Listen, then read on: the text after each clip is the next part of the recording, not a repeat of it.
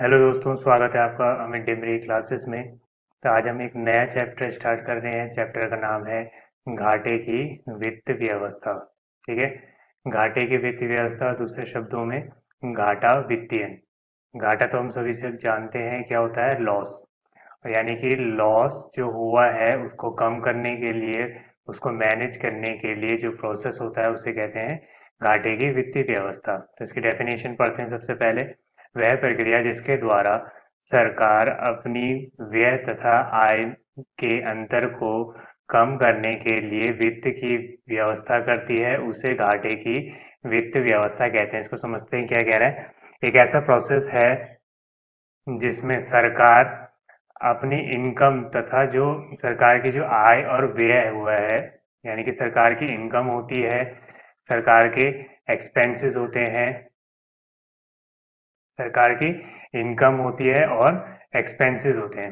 ठीक है, तो सबसे पहले देखते हैं इनकम होती कैसे सरकार की। बहुत सारे सोर्सेस हैं, उसमें से एक मेन सोर्स है टैक्स का। ठीक है, कॉर्पोरेट टैक्स हो गया, वो इनकम टैक्स हो गया, बहुत सारे टैक्सेस से गवर्नमेंट की इनकम होती है। फिर गवर्नमेंट कुछ खर्चे भी करती है, बहुत से खर्च करती है, जैसे स्वास्थ्य सेवाओं पर या फिर एजुकेशन सिस्टम पर, देश में आधारभूत संरचना का निर्माण करना, जैसे सड़कें, पुल, एयरपोर्ट वगैरह ये सब बनवाना, और जो पुरानी बनी हुई चीज़ें उनको रिपेयर करवाना, और लोगों को सब्सिडी देना, राशन बंटवाना, ये सब चीज़ें, ट्रांसपोर्टेशन, इन सब चीज़ों पर सरकार खर्च करती है। तो एक ऐसी कंडीशन जब लॉस होता है, लॉस कब होता है, जब एक्सपेंसेस जो हैं वो इनकम से ज़्यादा हो जाए। एक्सपेंसेस जो हैं वो इनकम से ज़्यादा हो जाते हैं, तो अब ऐसी कंडीशन में लॉस हो जाता है गवर्नमेंट को। और इसी लॉस को कंपनसेट करने के लिए, इसी लॉस को बैलेंस करने के लिए गवर्नमेंट इस प्रोसेस को अपनाती है जिसका नाम है घाटे की वित्तीय व्यवस्था। ठीक है, आय तथा व्यय के अंतर को कम करने के लिए या फिर पूरा करने के लिए घाटे की वित्तीय व्यवस्था करती है। तो हम सभी जानते हैं कि हर साल गवर्नमेंट बजट निकालती है, उसमें आप पूरे साल की जो होने वाली एक्टिविटीज़ हैं उनसे, और पिछले साल की जो एक्टिविटीज़ हुई हैं उनका पूरा ब्यौरा देती हैं। ठीक है, तो बजट असंतुलन कब होता है, जब लॉस हो जाता है, यानी कि एक्सपेंसेस ज़्यादा इनकम कम। तो उसी चीज़ को पूरा करने के लिए घाटा वित्तीयन करती है, यानी कि घाटे की वित्त व्यवस्था।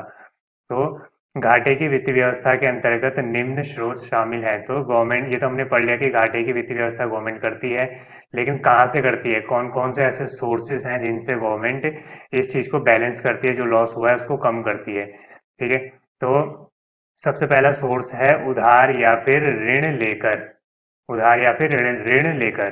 ठीक है, जैसे हम हैं, अगर हम अपने पर्सनल लेवल पर देखें, तो अगर हमें कभी घाटा हो जाता है या फिर अभी कभी ऐसी कंडीशन हो जाती है कि हमारी जो इनकम है, मान लीजिए हमारी इनकम 25,000 है महीने की, और कोई ऐसा मंथ आ जाता है जिसमें इंसिडेंटली कोई ऐसी घटना घट जाती है जी कि हमारी जो खर्चा है, हमारा जो खर्चा है वो 25,000 की बजाय उससे ज़्यादा पहुंच जाता है, मान लीजिए 30,000, 35,000।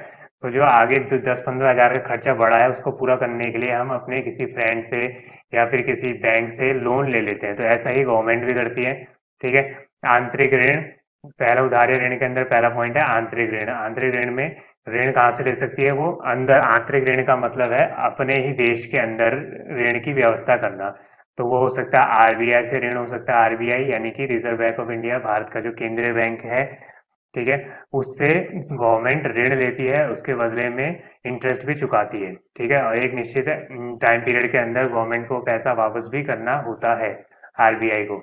ठीक है, दूसरा सोर्स है घरेलू बाजारों से ऋण ले सकती है गवर्नमेंट। घरेलू बाजार से कैसे ले सकती है, कि गवर्नमेंट कोई सिक्योरिटी जारी कर दे, यानी सिक्योरिटी मतलब कोई प्रतिभूति जारी कर दे, एक तरीके से पेपर होती है जिनकी कुछ सर्टेन वैल्यू होती है, वो कस्टमर या फिर कोई कंपनीज वगैरह खरीद लेती हैं, उसके बदले में पैसा गवर्नमेंट को मिल जाता है। ठीक है, और उससे कस्टमर को क्या फायदा होगा, जो कागज खरीद रहा है उसको आने वाले टाइम में, जो फ्यूचर में, वो जब दोबारा गवर्नमेंट उनसे वापस लेगी वो कागज, उसके बदले में उनको इंटरेस्ट भी पे करेगी, जिससे गवर्नमेंट के पास पैसा आता है। ठीक है, और एक था, अभी हमने पढ़ा, ये दोनों आरबीआई से ऋण और घरेलू बाजारों से ऋण, ये क्या थे, आंतरिक स्रोत अपने देश के अंदर से। दूसरा हो सकता है बाह्य ऋण। ये बाह्य ऋण, बाहर से ऋण।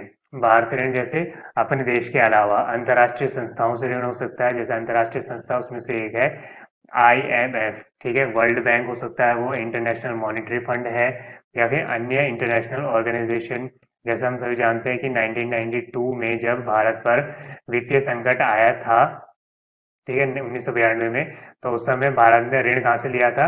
आईएमएफ से जाकर, ठीक है। वर्ल्ड बैंक से ऋण ले सकती है, अलग अलग तरीके से बाह्य स्रोत भी, या किसी अन्य देश से ऋण ले सकती है। जैसे पाकिस्तान जो चीन से ऋण लेता रहता है, तो इस तरीके से वो बाह्य ऋण है, ठीक है। दूसरा है विनिवेश। ये भी दूसरा स्रोत, कौन सा दूसरा सोर्स? विनिवेश।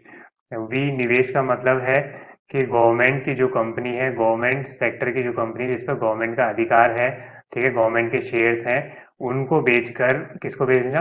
प्राइवेट सेक्टर को बेच देना, किसी प्राइवेट ऑनर को बेच देना, जिससे कि गवर्नमेंट के पास पैसा आ जाता है, उसको विनिवेश कहते हैं, ठीक है। जैसे एयर इंडिया को बेच दिया, रेलवे का कुछ परसेंटेज जो है प्राइवेट हाथों में दे दिया, तो उससे गवर्नमेंट को पैसा मिल जाता है, ठीक है। या कोई चीज लीज पर दे देना, लीज मतलब कि उसको किराए पर दे देना, तो इससे गवर्नमेंट के पास पैसा आ जाता है।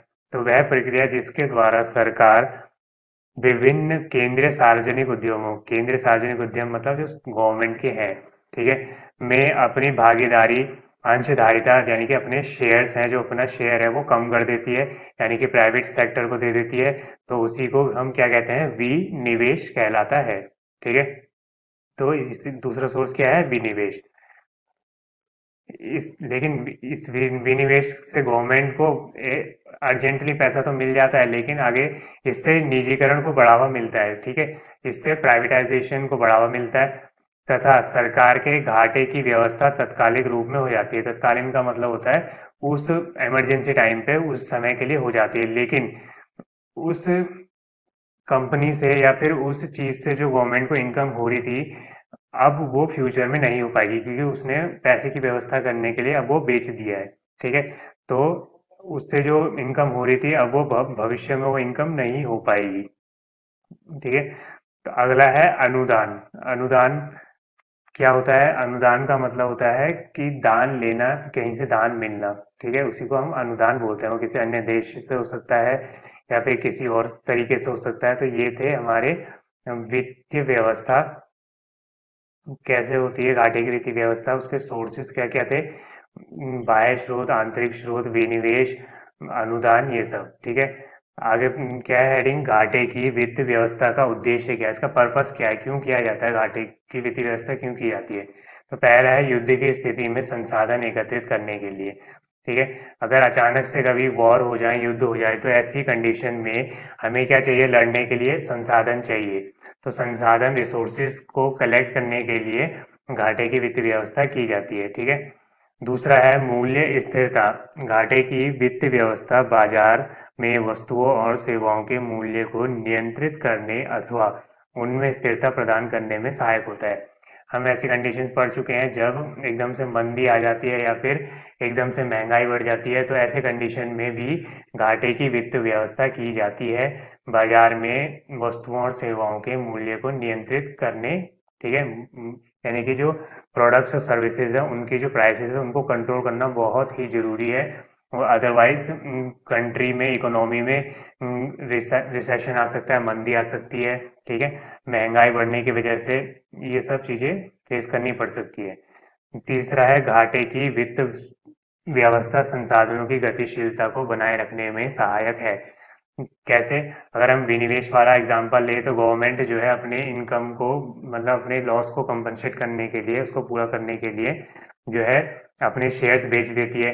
तो गवर्नमेंट के पास ऐसी जो कंपनी जो ज़्यादा यूज में नहीं है, या फिर जो एक तरीके से अच्छी प्रोडक्टिविटी नहीं दे रही है, ठीक है, जिनका उत्पादन, इनका उपयोग अच्छे से नहीं हो पा रहा है, अगर वो प्राइवेट हाथों में चली जाती है तो उसका उपयोग अच्छे से हो सकता है। तो उसी को, उससे क्या हो रहा है कि जो रिसोर्सेज एक तरीके से बहुत ही कम यूज हो रहे थे, या फिर वेस्ट हो रहे थे, या फिर उनका उपयोग सही से नहीं हो पा रहा था, अब वो सही से प्राइवेट हाथों में जाकर सही से उपयोग होगा, क्योंकि प्राइवेट कंपनीज, प्राइवेट सेक्टर का मैनेजमेंट बहुत अच्छे लेवल का होता है, ठीक है। अगला पॉइंट क्या है? मंदी को दूर करने में सहायक, ठीक है। तो और मंदी किसी भी कंट्री के लिए, किसी भी इकोनॉमी के लिए बहुत ही खतरनाक स्थिति होती है।